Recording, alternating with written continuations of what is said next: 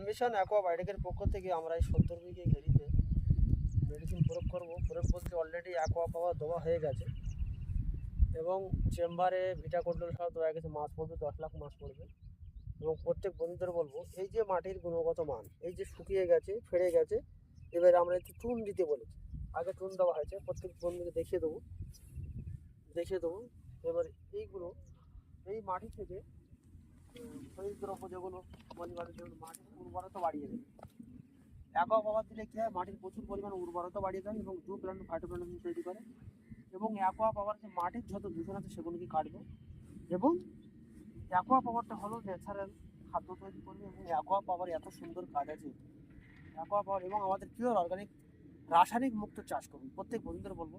এবং আরও দেখিয়ে দেবো, এই মাটিটায় দেখুন, এই মাটিটা শুকিয়ে হয়ে গেছে। এই মাটির গুণগত মান সম্পূর্ণ আলাদা থাকবে এবং অ্যাকোয়া পাওয়ার দিলেই চাংচাং হয়ে গেছে। এবং এই মাটির থেকে যে চুন, যেগুলো পিএতে টুকুন বলে, প্রত্যেক চাষিবাসীকে দেখিয়ে দিচ্ছি যে মাটির গুণগত মান কতটা আছে, অ্যাকোয়া পাওয়ার দিলে কী কাজ করে, প্রত্যেক চাষি বন্ধুকে আমরা দেখিয়ে দেবো। অ্যাম্বিশন অ্যাকোয়াবায়োটিকের প্রোডাক্ট দিয়ে চাষ হচ্ছে। এই যে বলবো, দেখুন,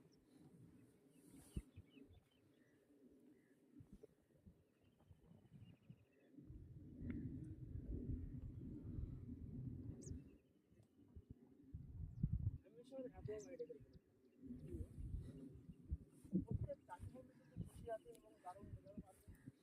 অ্যাম্বিশন অ্যাকোয়াবায়োটিক পিওর অর্গানিক, কোনো রাসায়নিক না, রাসায়নিক মুক্ত চাষ করুন।